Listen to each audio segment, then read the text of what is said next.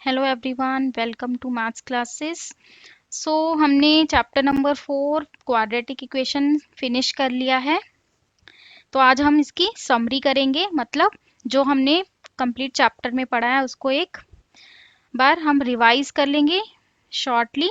ठीक है, इससे क्या है, आपके सारे जो टॉपिक्स हैं रिवाइज हो जाएंगे और जब आपके एग्जाम होंगे तो इस वीडियो से आप क्विकली रिवाइज भी कर सकते हो। सो लेट्स सी कि हमने इस चैप्टर में क्या क्या पढ़ा। In this chapter, you have studied the following points. So, first point is a quadratic equation in the variable x is the form of ax square plus bx plus c is equals to 0. मतलब ये हमारी quadratic equation की क्या है, standard form है।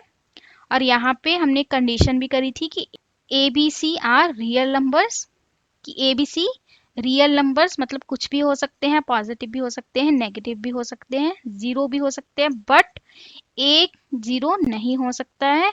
इसका मैंने detail में आपको बताया हुआ है कि ए जीरो क्यों नहीं हो सकता। अगर आपको ये जानना है तो you can see the introduction video.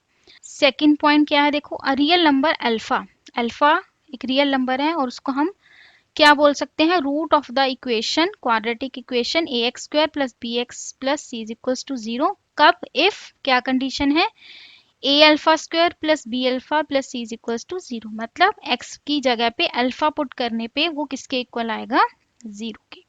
तो ये हमने पॉलिनोमियल चैप्टर में भी पढ़ा है।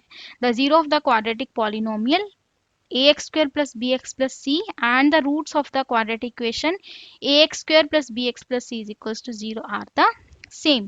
क्वाड्रेटिक पॉलिनोमियल और या फिर उसको हम क्वाड्रेटिक इक्वेशन में लिखेंगे तो उसके जीरोस और क्वाड्रेटिक इक्वेशन के रूट्स दोनों क्या होंगे, सेम होंगे। ये भी मैंने आपको डिटेल में बताया है कि क्वाड्रेटिक पॉलिनोमियल और क्वाड्रेटिक इक्वेशंस क्या होती हैं। थर्ड पॉइंट क्या है, देखो, if we can factorise ax square plus bx plus c where a is not equals to 0 into a product of two linear factors, then the roots of the quadratic equation ax square plus bx plus c is equals to 0 can be found by equating each factor to 0।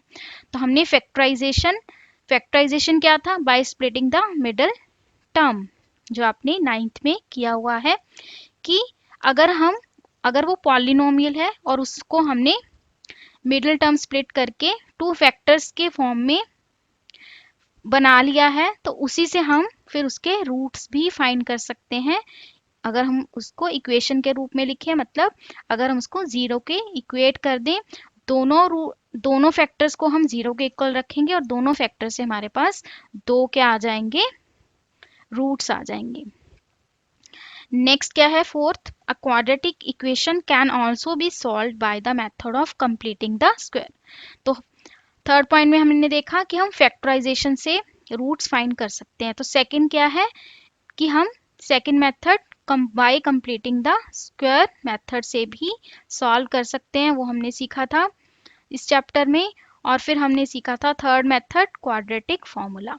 क्या होता है quadratic formula, the roots of a quadratic equation ax square plus bx plus c is equals to 0 are given by, तो ये हमारा क्या था, quadratic formula, जो हमने बहुत क्वेश्चंस में अब तो यूज कर लिया है और आपको बहुत इजीली अब ये लर्न भी हो गया होगा। प्रोवाइडेड, और साथ में कंडीशन क्या थी, B square minus 4ac is greater than और इक्वल्स टू 0, तभी हम ये फॉर्मूला यूज कर सकते हैं। और 6 हमारा क्या था, डिस्क्रिमिनेंट, कि अगर कोई क्वाड्रेटिक इक्वेशन है of the form A x square plus B x plus C is equals to 0, तो इसके जो रूट्स होंगे उनकी नेचर कैसी होगी, फर्स्ट वो रूट्स टू होंगे, टू तो होंगे ही, देखो क्वाड्रेटिक इक्वेशन है, टू डिस्टिंक्ट रियल रूट्स, मतलब रियल होंगे और दोनों की वैल्यू डिफरेंट डिफरेंट आएगी, मतलब वो डिस्टिंक्ट होंगे। इफ, कब, अगर डिस्क्रिमिनेंट मतलब बी स्क्वायर माइनस 4ac की वैल्यू ग्रेटर देन 0 आती है, मतलब कुछ पॉजिटिव आती है, पॉजिटिव में 1 2 3 कुछ भी। सेकंड, टू इक्वल रूट्स, मतलब टू होंगे और वो दोनों इक्वल ही होंगे, मतलब, और ये भी बोल सकते हो कोइंसिडेंट रूट्स होंगे। कब होता है, if B square minus 4ac is 0, मतलब अगर डिस्क्रिमिनेंट की वैल्यू क्या आती है आपकी, 0 आती है। और third, no real root exist, कोई रियल रूट एग्जिस्ट ही नहीं करेगा अगर बी स्क्वायर माइनस 4ac की वैल्यू क्या आती है, लेस देन 0, मतलब डिस्क्रिमिनेंट आपका क्या आता है, नेगेटिव नंबर। सो ये हमारा चैप्टर 4 कंप्लीट हो गया यहाँ पे।